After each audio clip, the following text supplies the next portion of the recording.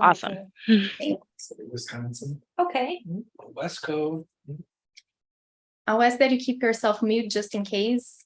Absolutely. And then, yeah, after the chair invites the applicant to speak and there's Q&A, feel free to chime in for answers if needed. Okay, thank And- you. Thank you for being here.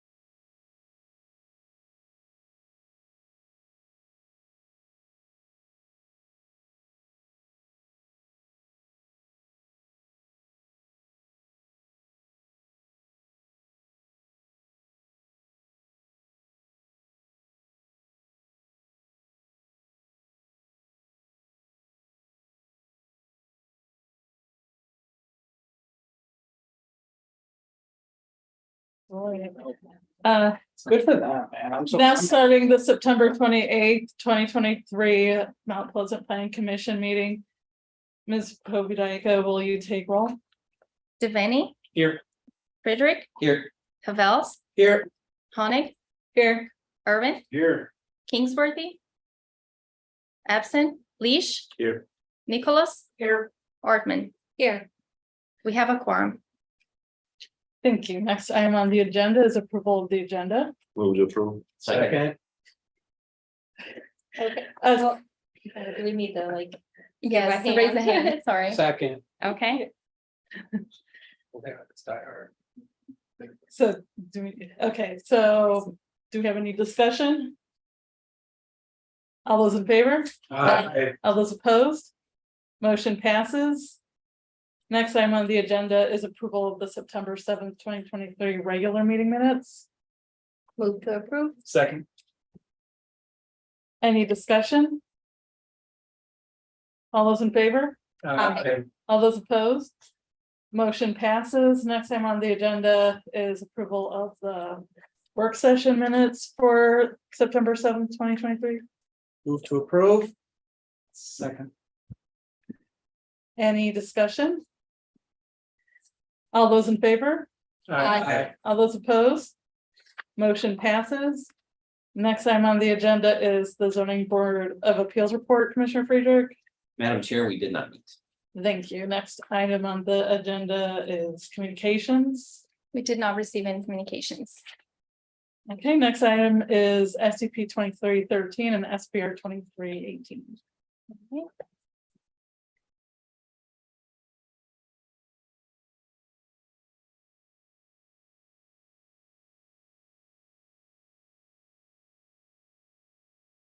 The applicant Pete Spawn, owner of Covers, is seeking approval for a special use permit and site plan review to modify the existing restaurant's drive-through and site circulation for 1021 East Beaker Street. The proposed stacking lane extension will bring the site into compliance with the current ordinance drive-through requirements. The proposed site plan will also bring bicycle parking and landscaping to compliance with the zoning ordinance as it relates to the project scope of work. So the land uses and zoning and the surrounding properties are, as you can see here on this chart. So as you know, we have Meyer on the north part, and then we have restaurants on the east and south, and west is the Pickard Square Mall. The future land use is mixed use medium, and the zoning is CD4 for all adjacent properties. This is a view from the site. This is from the drive-through pickup window and the order waiting stalls that you can see here. And this is an image looking northeast. And this is a picture from the back of the building where you would be making your order for the drive-through. And as you can see here, there is not much space for stacking, roughly around 3 cars at the back portion, and then another 2 cars on the side. So this is a condition of today looking southeast. Drive-through restaurants are permitted in the CD4 General Urban Character District after receiving special approval as set forth under section 154.410 uses. Special use review process requires a public hearing, so that's why we're here today, and approval by the Planning Commission. The proposed uses, they have to comply general standards that you can see here on this slide, in addition to specific special use standards. So when looking at the general standards, we found that the application is mostly compliant. This is an existing establishment. It's a restaurant, it's a CD4 district, so it makes sense from a master plan perspective. And again, the scope of work is actually bringing some of the non-conformances in the site up to compliance. And that would improve most certainly the traffic in the area and will limit overflow onto the surrounding lots. When looking at specific standards, we're also able to identify that the proposal meets those standards. So regarding more specifically the drive-through, they're going to be able to comply to over 200 feet of a stacking lane. And those access points that exist today are actually compliant with the minimum 40 feet from corners. And the screen requirements that we have when properties are adjacent to residential or civic zones, it's not applicable in this situation since the surrounding properties are zone CD4 as well. Looking at the site plan, this is a survey that was conducted in a property, so you can see the current condition. As I mentioned, we have the drive-through not accommodating 10 cars as we need today in the ordinance. And then there are some waiting stalls after you complete your purchase for you to wait until the food arrives, which is in this, it's the west side of the building. Here we're looking north, is looking to the left. And the owner is also going to be changing some of the parking lot in the back of the building, which you can see here in the site plan. So they're going to be creating these islands in the parking lot, which will be compliant with zoning as well. And here you can see how the stacking would occur. And the stacking here is not interrupting any of the site flow for the parking stalls. They also provided us with a landscape plan, which is great. And here you can see how they're going to be adding screening as required by the ordinance to screen the drive-through lanes, as well as the parking lot from surrounding properties.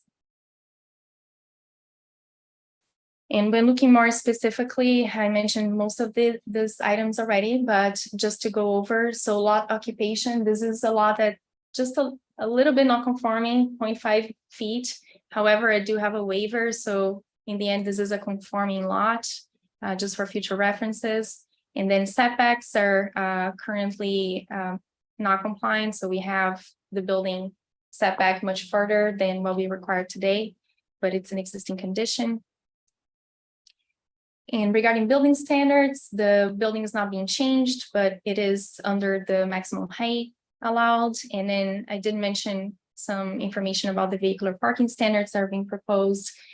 Just wanted to note that they have 64 parking spaces. 3 are accessible stalls, which comply with the accessibility code. And the driveways are existing non-conforming with maximum widths that we require today is 24 feet, and they have one driveway is 35 and the other is 30. The applicant is proposing bicycle parking to bring that element into compliance with the ordinance, and the calculation here is based on existing parking. So that would be one element of this proposal. And then regarding private landscaping and fencing, they reconfigure the parking area. And so the way we apply the landscaping rules is based on that area that's being disturbed and modified. And the ordinance basically requires landscape standards for when you have, in this case, if we have 12 parking spots being added, and that triggered landscaping and tree requirements. And so when going through the review and counting and doing the calculations, we identified that the applicant will need to add 2 additional trees onto those islands in order to comply with those ordinance standards. And also they need to make sure that each stall that they're adding and modifying, it's going to be at least 72 feet from a tree, which is the current requirement.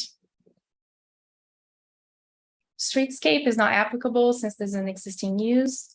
Screens, they are complying with the screening requirements, but because I didn't have information about the height of the hedge, so I also am suggesting that that become a condition of approval, so that is the information is provided to us and we can make sure that it's going to be compliant when those hedge plants are planted. And then the existing dumpster there is the traditional brick wall dumpster, which was in the previous ordinance. They're not changing anything, but I took a look and they're sizable. There's a lot of space there for trash management and recycling. So it seems that it's in a good condition. The applicant is not proposing sign changes. And lighting, the only information that I got from the engineer working on this case is that they may move one of the lighting poles just a couple of feet or maybe 1 foot to the side. So I said that if they're not going to be changing the lighting, they don't need to provide us a lighting plan. But in case they do change their mind in the future, that will have to comply with the city code for lighting. So in general, the proposed site alteration is consistent with the character of the area and the future land use identified in the master plan. Just some highlights: it brings the existing site into compliance to drive-through requirements, ensuring that traffic flows better within the premises, limiting the potential for overflow beyond the property boundaries. Additional order waiting stalls will ensure that the site better accommodates drive-through traffic. It brings the existing site into compliance with bicycle parking, increases compliance with landscaping and screening, and overall enhances the character of the area due to those improvements. Therefore, the staff recommendation is that the Planning Commission approves SUP 23-13 and SPR 23-18, subject to the following conditions. The proposed evergreen hedge shall comply with screen height standards in City 4 districts. The applicant shall coordinate with the Michigan Department of Transportation, MDOT, to plant the proposed shrubs located at the southwest corner of the site after MDOT has completed the sidewalk and driveway approach replacement in that location. 2 additional trees must be planted within the proposed parking area. Such placement shall ensure that all proposed parking spaces are located at least 72 feet away from a tree. All private lighting shall conform with lighting standards set forth in Chapter 96 of the City Code, and the applicant shall comply with the requirements of Public Works. That concludes my presentation. Thank you. Any questions for staff? I do have a question. Maybe I don't understand this, but you can't have a tree within 72 feet of a parking space? I think that's a grammatical error, really. I think it should be, as the way that's reads, it's exactly what Glenn says, that there can't be a parking space within 72 feet. But I think what you mean to say there is located within 72 feet of a tree. Yes, that's what I meant. Okay. Thank you Okay, so so much. are we gonna have to change that, or are they gonna have to tear the restaurant out? Just mention that in the motion. Yeah, I already. got that. Within. Any other questions? If the applicant would like to speak. Thank you all for your time. The main mission that we're trying to achieve here. Just for the record, can you state your name? Oh, yeah, I'm sorry. My name is Theron Smith. He's got a and- name tag. Yeah. My name is Theron Smith. I'm the owner operator of Culver's here in Mount Pleasant, as well as in Big Rapids. I am business partners with Peter Spohn. I've been with Culver's 10 years this year. Started in the Midland location, worked my way up as an owner operator. The main mission that we are trying to achieve here, when this restaurant was built 16, almost 17 years ago, we did not have the idea that the drive-through would be over 50% of our business. So we're looking to make it a little bit more efficient and not have the bottleneck effects that we're having right now. We're having a lot of challenges with kind of like where they're pulling in through the drive-through. Through that lane with the curb, everyone's kind of getting stuck right there. And it's just it's a chaotic mess, we'll call it. And we also have been implementing tablet order taking. That is something that we are looking to achieve, especially with our lane that will be on the far side close to Meyer. We're looking to have the tablet order takers out there, as well as the drive-through speaker to help be a little bit more efficient and getting the orders out faster for the guests. So, thank you. Any questions for the applicant? Tablet takers, you mean like the way In and Out does it or whatever? Yeah. Something like that? Yes. Yeah, okay. So due to COVID, Culver's finally got on that bandwagon. And we now have implemented online order taking as well as tablet order taking. Any other questions? Okay, I will open up public comment. I don't see anyone from the public here, but if there's anyone online. No one on Zoom. Let me check email. No one in email. Yeah, we'll close public comment and open up discussion. Move to approve SUP 2313 and SPR 2318, subject to the following conditions. 1, the proposed evergreen lead hedge shall comply with screen height standards in CD4 districts. 2, the applicant shall coordinate with the Michigan Department of Transportation to plant proposed shrubs located at the southwest corner of the site after NDOT has completed the sidewalk and driveway approach replacement in that location. 3, 2 additional trees must be planted within the proposed parking area. Such placement shall ensure that all proposed parking spaces are located within 72 feet of a tree. 4, all private lighting shall conform with lighting standards set forth in chapter 96 of the city code. And 5, the applicant shall comply with the requirements of public works. Second.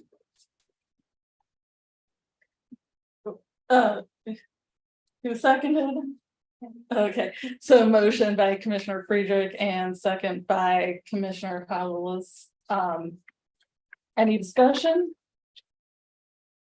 All those in favor? Aye. All those opposed? Motion passes. Next item on the agenda is SPR 2319.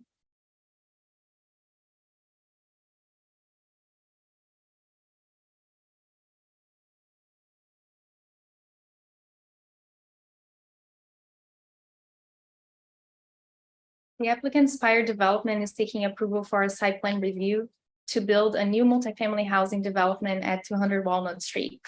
The development would take place on 4 existing vacant parcels, which are in aggregate 0.67 acres.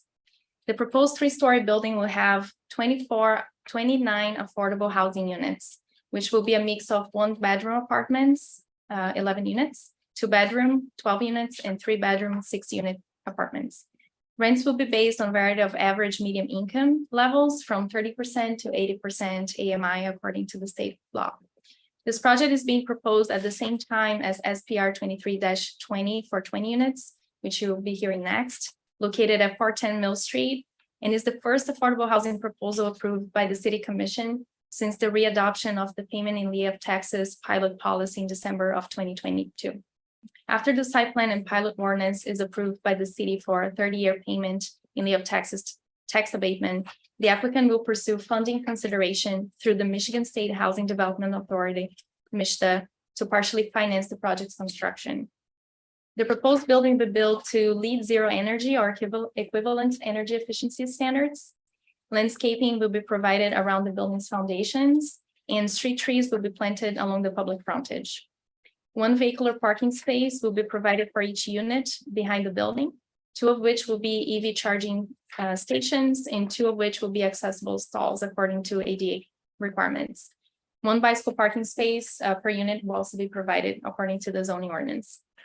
So the land uses and zoning on the surrounding properties are, as you can see here on the chart.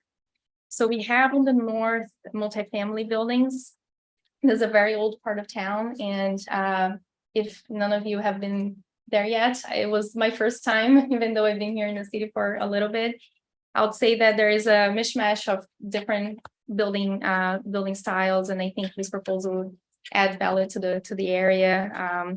It's mixed use high, the area, so we call for higher density, and it's zone CD5 today. East, we also have multifamily and single family residences. On the south, we have a duplex, and on the west, we have the Mill Pond Park. However, we do have the train tracks right there on the west side. And those are CD4 for the east and south properties, and civic zone for the west property. So this is the current view from the site. So this is from Mill Street looking directly west. You would see that the topography is quite good for the side. They may have to add some fill in the back, and then you see a huge drop to the train tracks, which are lower. And just to show that this fence here is, there was a building there that caught on fire a couple of years ago, and there's a lot of just trash from that situation that would need to be cleaned up, but the proposed project will go all the way up to this line roughly. This is a view from the boundary of the site on the south end and looking north. And then just to go directly to the site plan review.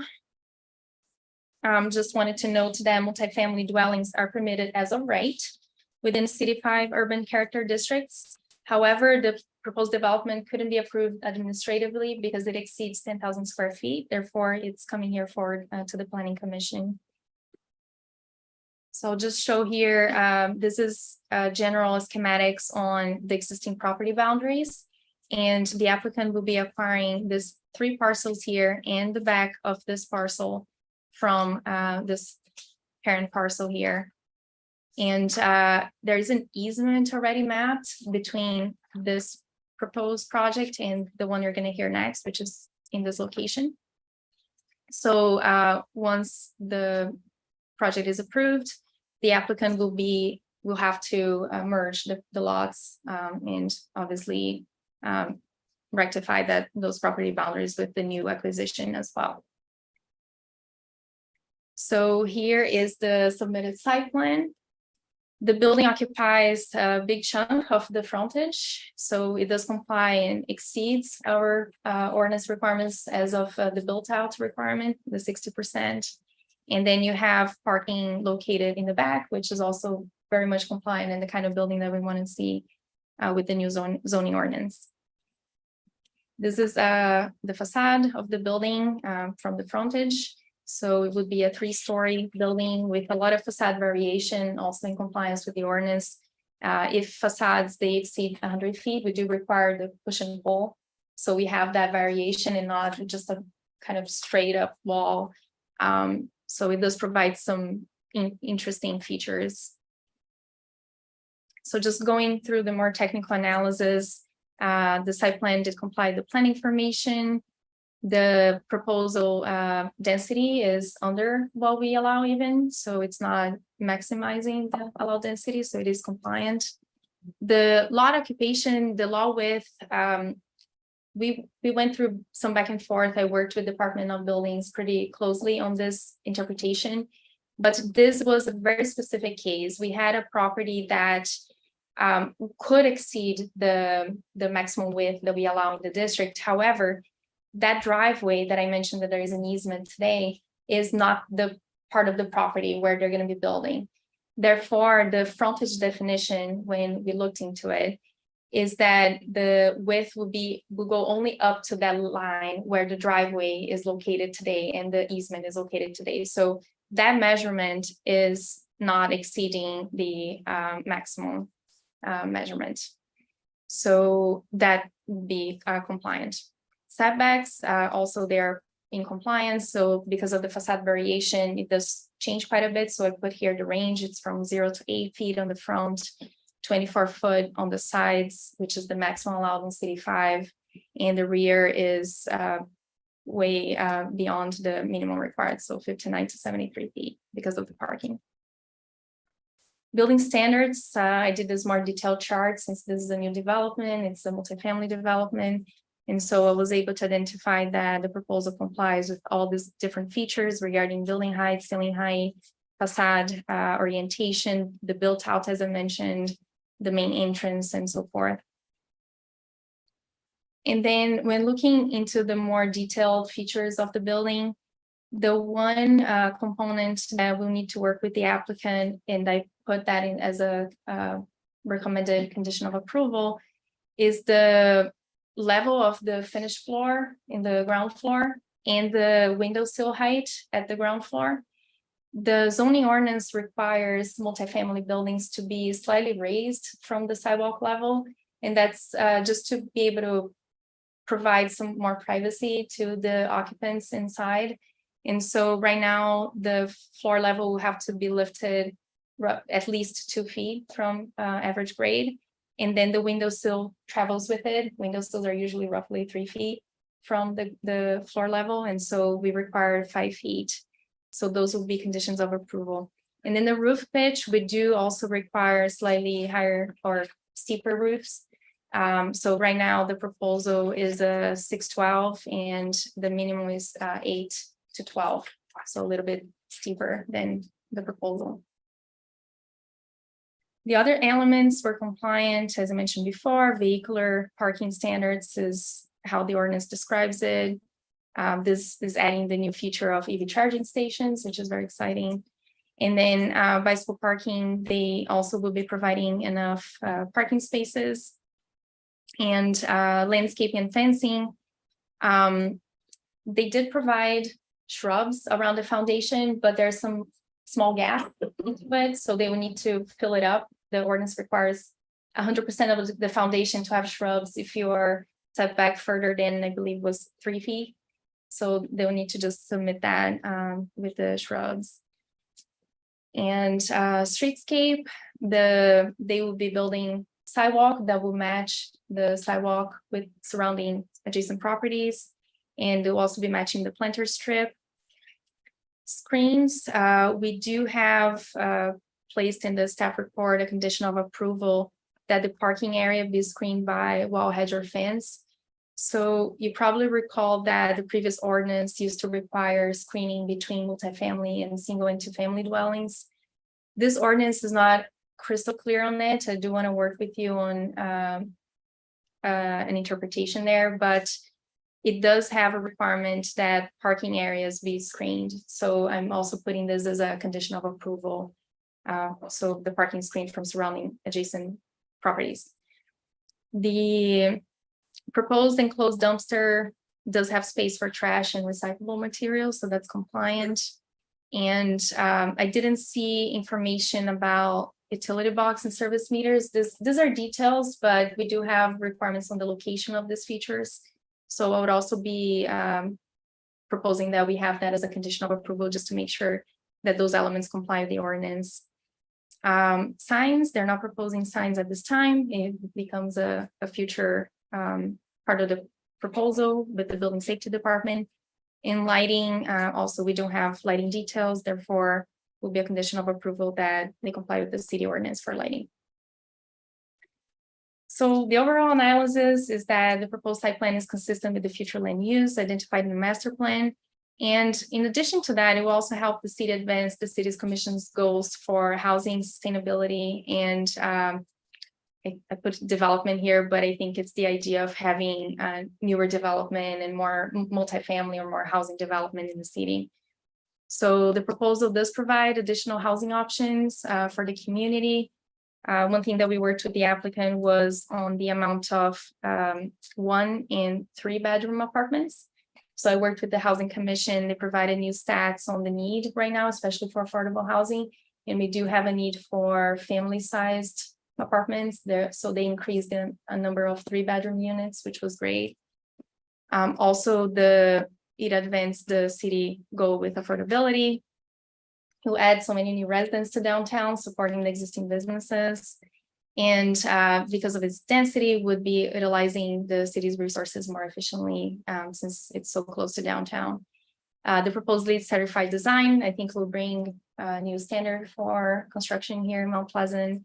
And then it will also help with the future goals that the City Commission plan out for 2024, which is to be more proactive on sustainability and resiliency. So the staff recommendation is to approve SPR-23-19, subject to the following conditions. The applicant shall ensure compliance with building standards, landscaping, screening, and utility box and service meters set forth in table 154.405.8 for City 5 urban center character districts by complying with the following items. The finished floor level of the first story shall be placed between 2 and 6 feet from average grade at facade. The facade window sill must be located at least 5 feet above the average grade at facade. The roof pitch shall be increased to at least an 1:12 ratio. Shrubs shall be planted continuously around foundation and frontage.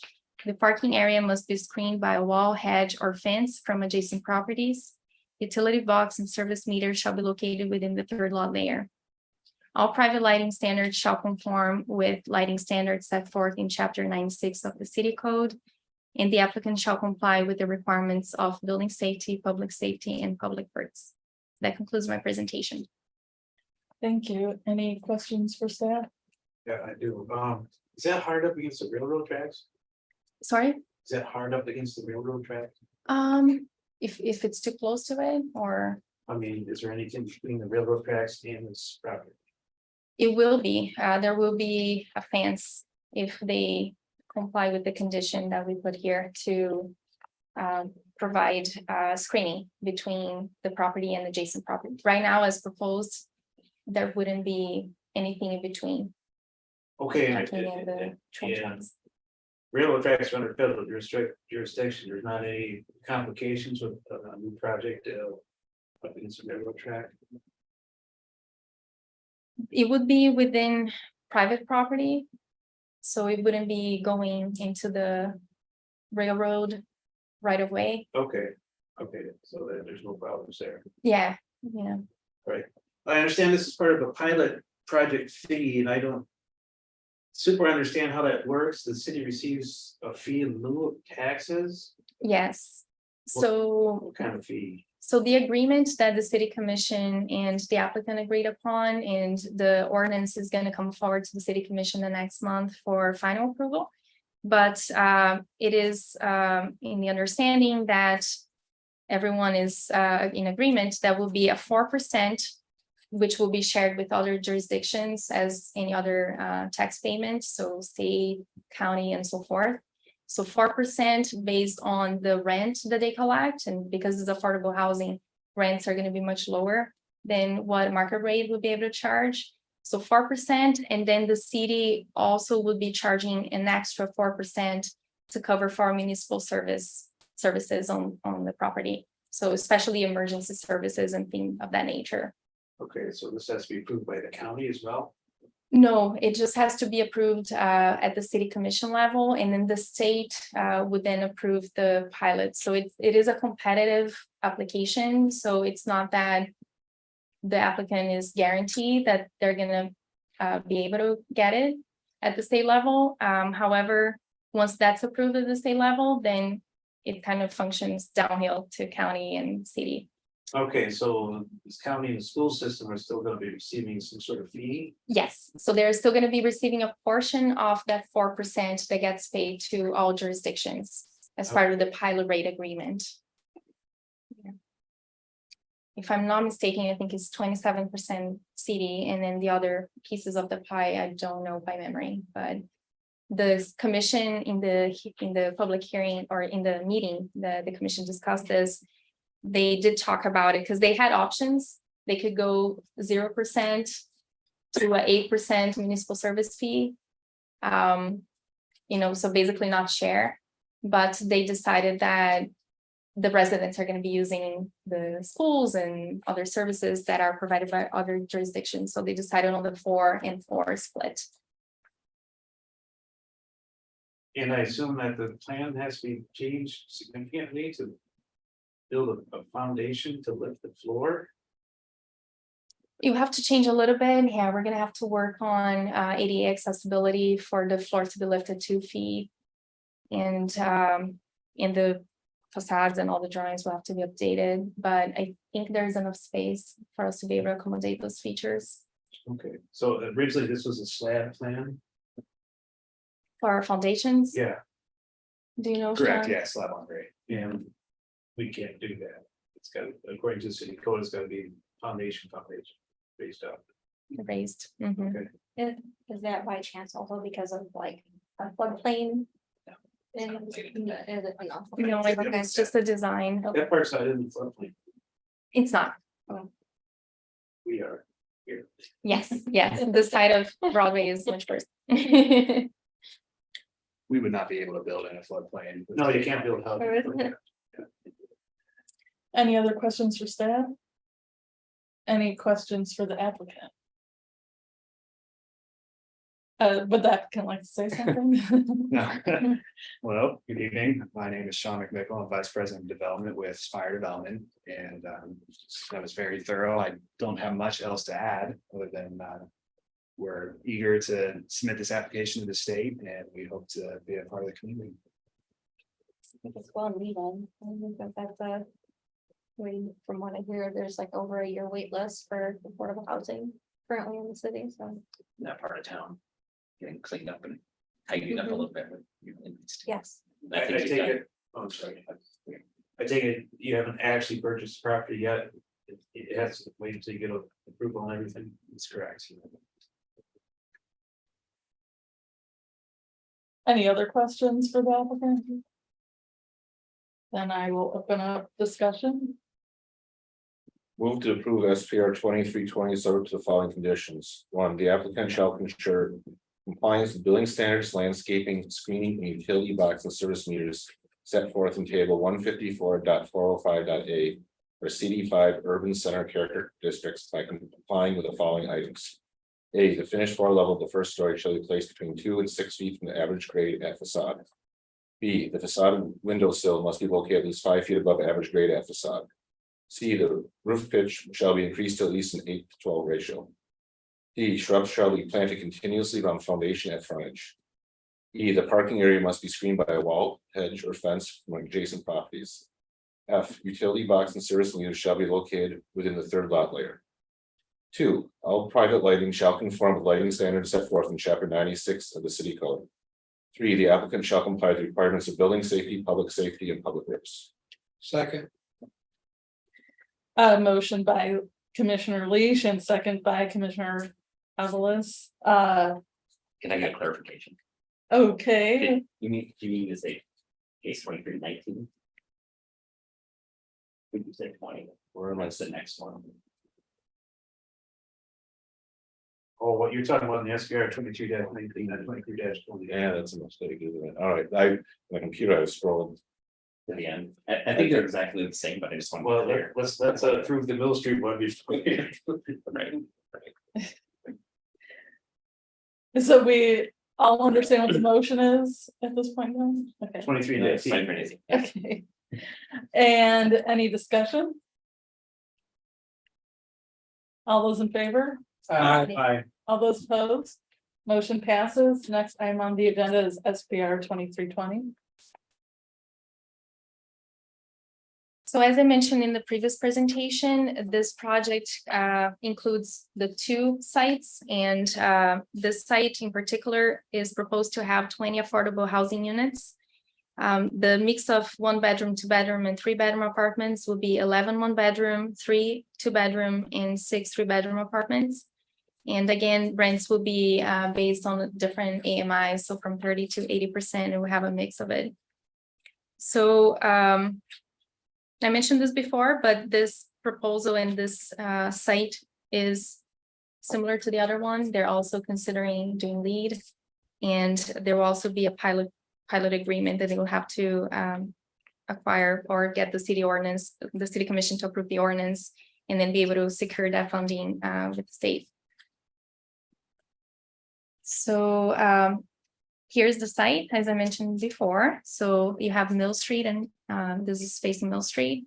And then the surrounding property has multifamily as well on the north part, duplex and single family in the east. South, we have duplex and single family. And then the west side is vacant, which is the other proposed project. And it's all in the future land use map, mixed use high, and it's currently zoned CD5. And then the south one is the only one zoned CD4 today. This is the view from the corner of Walnut Street and Mill Street, looking northeast. Current conditions built from Mill Street looking west. You can see here that there's already a sidewalk on this one and some nice trees there. So going to the site plan, this is the same schematics that as we saw before, just in case you wanted to see again. This is the driveway that I was talking about with the easement. Oh, you cannot see my cursor, but it's the hatch over there. And that would be basically the main entry point to this particular site's parking area, which will be in the back of the building. So just zooming in a little bit. So the applicant is not proposing to change the driveway here since it's not in the property that they will be acquiring, but it's a property owned by other individual here. And, you know, you'll be accessing the site from the back. And this building is slightly smaller, as you can see. This is the facade. And the analysis was very similar. Just to give some numbers here, this is also not reaching the maximum capacity that we allow in the district, which will be 37 units instead of 20. The lot occupation is compliant with the range of lot width, and setbacks are also compliant with a lot of facade variation like the other proposal. The difference here with setbacks is the side setbacks are 0 to 3 feet, so it's very tight to the lot. But it's compliant with the zoning. And going to the building standards, all the standards were able to be met by the applicant. And then again, we have the same situation with the floor level being at roughly 0 feet from grade, and they will need to increase that to at least 2 feet. And then the height of the window also have to be raised to 5 feet above average grade. And same thing with the roof. It's a 6:12 ratio right now, and we need at least 8:12. Building type, it's compliant.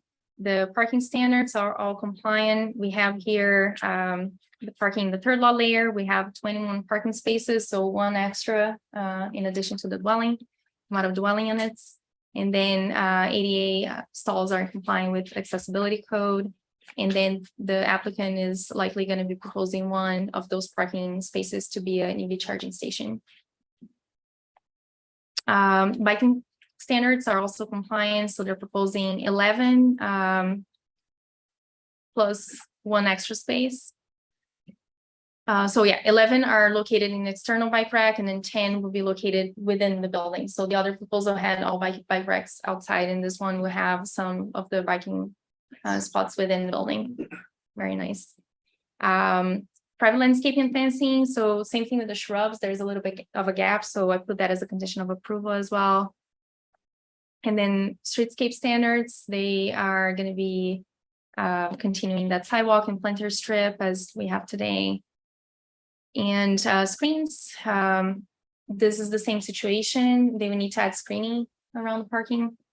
And then information about utility box and service meters. We need to comply with the ordinance, as well as lighting. These are the same highlights, considering it's part of the same development, but we did have to proceed with the two SPRs since they are different addresses, and we wanted to make sure that we, talk about them separately in case one moves forward and the other doesn't. But the staff recommendation here is to approve SPR 23-20, subject to the following conditions. The applicant shall ensure compliance with building standards, landscaping, screening, and utility box and service meters set forth in table 154.405.8 for City 5 Urban Center Character Districts by complying with the following items. The finished floor level of the first story shall be placed between 2 and 6 feet from average grade at facade. The facade window sill must be located at least 5 feet from above average grade at facade. The roof pitch shall be increased to at least an 8:12 ratio. Shrubs shall be planted continuously around foundation and frontage. The parking area must be screened by a wall, hedge, or fence from adjacent properties. Utility box and service meter shall be located within the third lot layer. All private lighting shall conform with lighting standards set forth in chapter 96 of the city code. And the applicant shall comply with the requirements of building safety, public safety, and public works. This concludes my presentation. Thank you. Any questions for staff? Would the applicant like to say anything further for SPR 23-20? Nothing further. Thank you. Okay. Any questions for the applicant? I'll open up discussion.